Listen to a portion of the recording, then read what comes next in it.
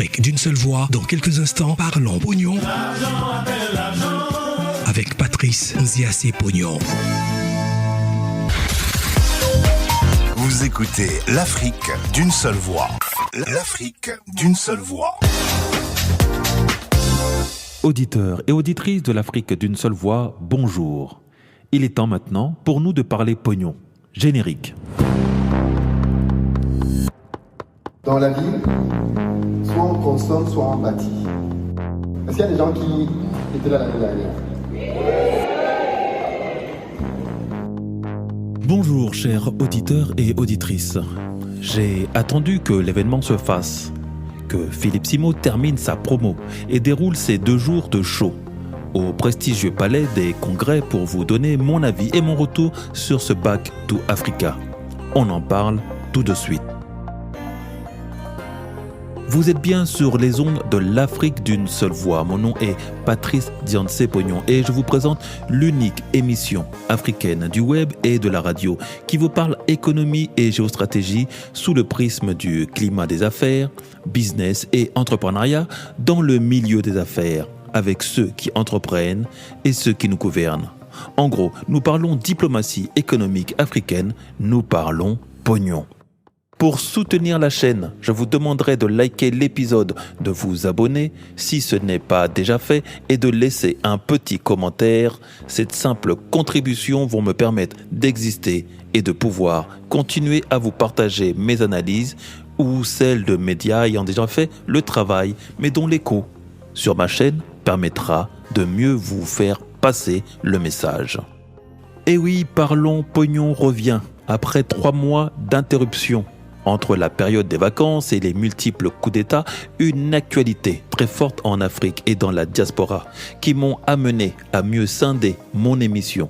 Je reprends mon émission et podcast, le petit traité africain de guerre économique qui sera plus axé géopolitique et géostratégique international autour et toujours de l'Afrique, que vous retrouverez sur ma chaîne YouTube Décoloniser les esprits et sur Spotify, bientôt sur l'Afrique d'une seule voix aussi. Et puis nous poursuivrons donc avec Parlons Pognon, que je vais plus axer sur l'entrepreneuriat, plutôt focalisé sur l'entrepreneuriat en Afrique ou par des Africains dans le monde, le retour en Afrique bien sûr, en vous parlant des réalités du terrain.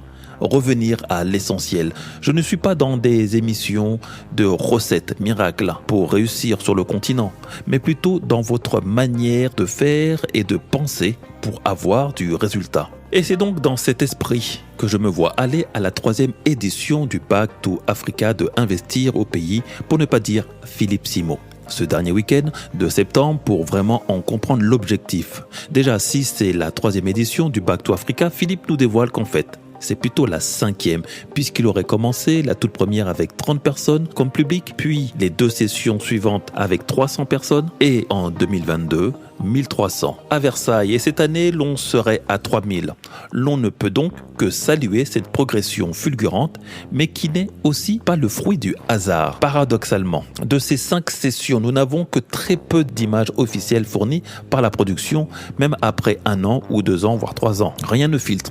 Ce qui est pour moi très étrange, surtout que la communication a été massive pour l'inscription. D'ailleurs, même la landing page actuelle ou la page web de l'événement est fermée et déjà inaccessible. Et à bientôt 1 semaine après l'événement, la chaîne Investir au pays a repris sa diffusion normale de ses 1001 secrets pour réussir en Afrique et devenir potentiellement riche, mais rien sur son événement où il y avait plus d'une dizaine de caméras qui ont tourné H24. C'est ce côté un peu mercantile et secret qui pour moi inquiète. Sait-on que le contenu est léger et pas à la hauteur des attentes? Philippe, c'est une vidéo minimum sur YouTube, puis Facebook de 15 minutes environ chaque jour, même les week-ends, et ce depuis 2019. Sa présence sur les réseaux sociaux ayant démarré en 2017, il doit maintenant aisément frôler les 3000 vidéos sur sa chaîne, si ce n'est plus, et au-delà de la quantité, il a très vite visé la qualité.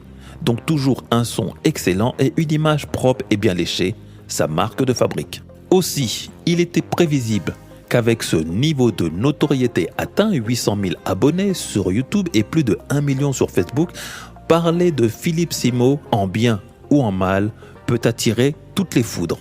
Et oui, dans notre communauté, on a le culte du Messie, le culte de la personne connue. Donner son avis, surtout si elle est un peu critique, est très souvent très mal perçu. Tu es vu de suite comme un hater, un jaloux ou un envieux. Mais aussi bizarrement que cela puisse être, parler de Philippe Simo attire aussi tous les curieux. Il est devenu un homme public très puissant et très influent. Il est donc aussi normal que l'on puisse parler de lui et de ses travaux et de ses actions, comme l'on peut parler d'un Elon Musk, un Bill Gates ou même un Monsieur Macron sans que cela soit pris pour un affront. Toute personnalité amène à se demander qui il est, pourquoi et comment il le fait, d'où il le fait et quand il le fait. Il s'agit donc pas de polémiquer mais bien de comprendre et de vous partager mon point de vue, à vous de faire le vôtre et de me le partager dans les commentaires. Il est fort probable que beaucoup vont me connaître avec cette publication alors que je suis présent depuis fort longtemps dans les réseaux, mais de manière homéopathique, car il y a beaucoup à dire, à faire et surtout beaucoup de sujets jamais abordés, pas assez intéressants car pas assez bankable. Philippe Simo a réussi l'exploit d'avoir la première chaîne parlant business qui atteint un tel niveau d'adhésion. Il surfe sur le sujet du retour en Afrique et de comment y investir son argent, comment y réussir et gagner en richesse ou en prospérité. En très bon communicant et marketeur, il a su compiler tout ce qui se dit sur le développement personnel, les recettes de la réussite dans l'entrepreneuriat, ce qu'il faut faire et ne pas faire sans jamais rentrer dans la polémique ou se fâcher avec un gouvernement, à commencer par la France, qui est pourtant, et ça personne ne vous le dira, notre plus grand rival sur le terrain. On en reparlera dans une autre émission, voire une autre vidéo, car la France, c'est aussi vous, moi, la diaspora, qui investit de manière erratique et désordonnée sur le continent. C'est grâce à ce discours ou c'est grâce à un discours très optimiste, presque béni, oui, sur un ton enjôleur, charmeur et rassurant qu'il a donc réussi à avoir ce public si important qui le suit et l'élève maintenant au niveau d'un messie. Et son public au dernier Back to Africa était majoritairement des femmes à près de 65% de l'auditoire. Donc le jugement de ce public est d'abord guidé par l'émotion, non plus par le discernement, et s'éloigne du véritable sujet, le Back to Africa, qui pour moi n'a pas été réellement abordé durant ces 2 jours, mais juste effleuré. C'est resté un slogan, mais pas une stratégie d'action. Est-ce qu'il y a des gens qui étaient là l'année dernière? C'est à vous de donner, de prendre les risques qui vont bien, parce qu'au final, la vie est une succession de choix. Et vous êtes vous-même propre maître des choix que vous allez faire. Ne laissez pas la société vous dire quel va être votre avenir. En général, quand on confie ça à quelqu'un d'autre, ça ne se passe pas bien.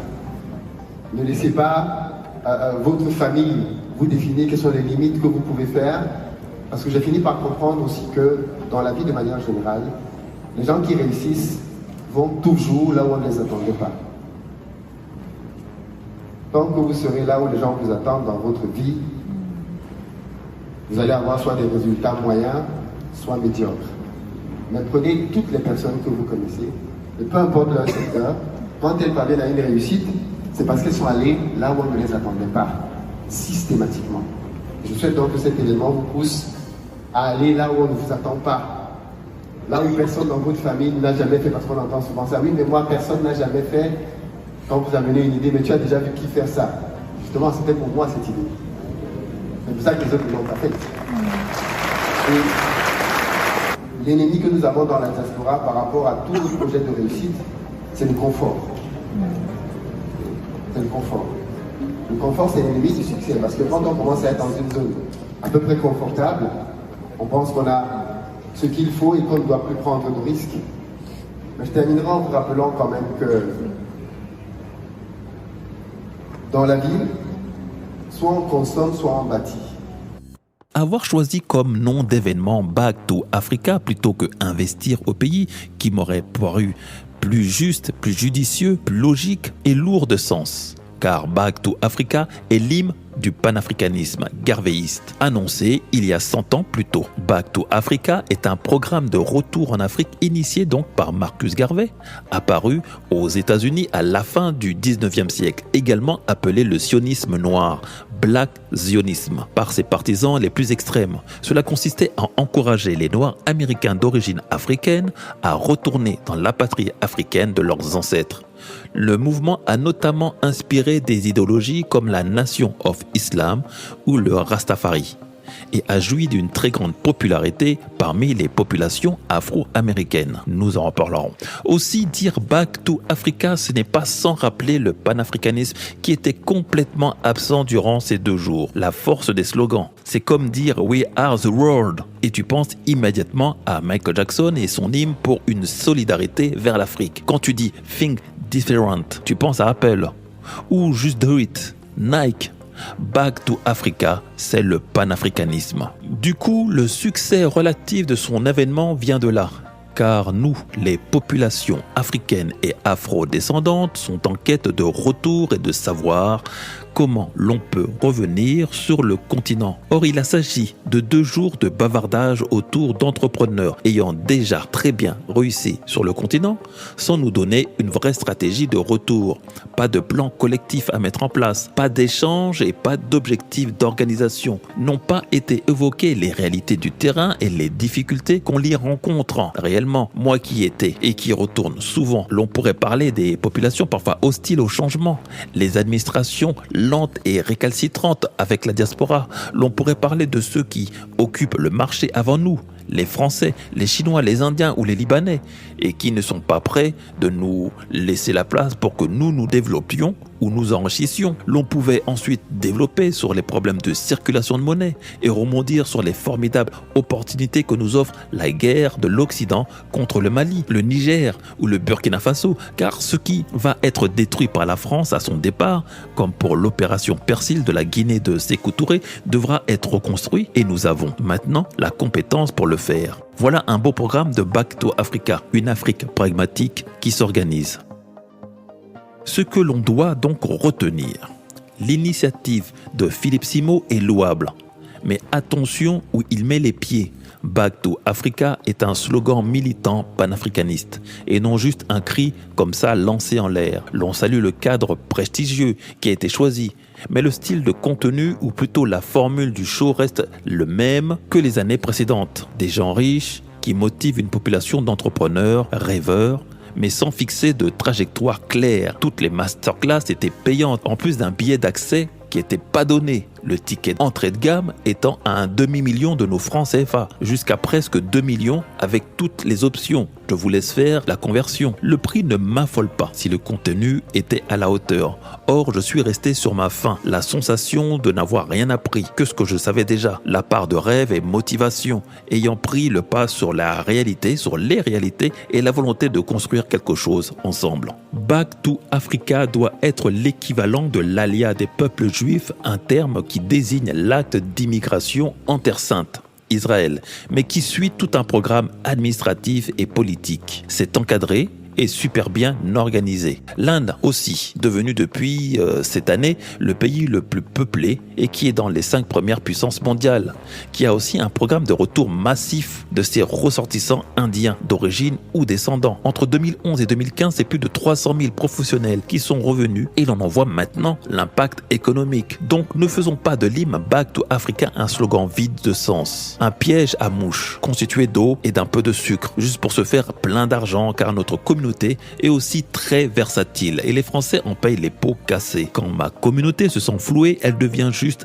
incontrôlable et l'on ne sait pas les pires méchancetés qui pourraient être dites contre Philippe Simo sous le coup de la colère. À l'année prochaine donc avec Investir au pays pour une nouvelle édition que l'on espère plus proche des préoccupations de la diaspora et de ses réelles difficultés de retour au pays. Parlons pognon, c'est fini pour aujourd'hui. Parlons pognon est votre émission économique et géostratégique qui parle climat des affaires, business et entrepreneuriat avec ceux qui entreprennent et ceux qui nous gouvernent. Avec vous donc, mes chers auditeurs. Rendez-vous chaque jour à la même heure, au même endroit, sur les ondes de l'Afrique d'une seule voix. Et si, comme tous mes intervenants, vous avez des expériences à partager avec des chiffres, des statistiques et des objectifs de conquête économique, africains ou panafricains, si vous souhaitez mener à maturité votre projet et le développer sur le continent ou à l'international avec stratégie et méthodologie, contactez-moi sur WhatsApp au 00 336 650 212 83 ou directement sur mon Telegram à Parlons Pognon. Les Africains, ils savent faire foule, mais sans objectif de créer des actifs. Ils savent se réunir pour faire la fête, ils savent se réunir pour dépenser, mais ils ne savent pas se réunir pour accumuler la richesse, pour créer la richesse et accumuler la richesse. Nous sommes dans un modèle capitaliste aujourd'hui, mais l'Africain est perdu dans ce modèle. Pourquoi il est perdu? Parce que c'est un modèle qui ne correspond pas à notre réalité. Mais oui, nous c'est la masse, c'est la collectivité, c'est la communauté qui compte, ce n'est pas l'individu. Malheureusement, quand on va le dire comme ça, dans le modèle économique qu'on connaît, on a le marxisme.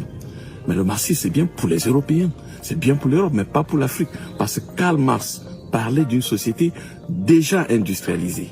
Donc nous, on ne peut pas appliquer le marxisme en Afrique. C'était l'erreur de nos prédécesseurs, de Sankara, Lumumba, un peu tout ça, l'UPC au Cameroun. Le marxisme ne pouvait pas être adapté à l'Afrique parce que c'est lui qui l'a conçu pour une société où il y avait déjà de l'usine, où il y avait les manœuvres. Nous, on n'a pas d'usine, on n'a pas de manœuvre. Donc il faut un nouveau modèle pour l'Afrique. Et c'est ce que j'ai essayé de penser, parce qu'il fallait d'abord penser avant de chercher à le réaliser. Donc, pour que l'Afrique s'en sorte, on a besoin des États forts. Mais ces États forts doivent être incarnés par des hommes forts. C'est quoi des hommes forts? C'est des gens qui n'ont pas faim. C'est des gens qui ne peuvent plus se présenter avec le chapeau à la main. C'est des gens qui doivent apprendre à ne pas se mettre à genoux. Malheureusement, la quasi-totalité des intellectuels que nous avons aujourd'hui ont été formés, ont été formatés pour dire merci le maître, merci celui qui leur a enseigné le français, celui qui a enseigné l'anglais.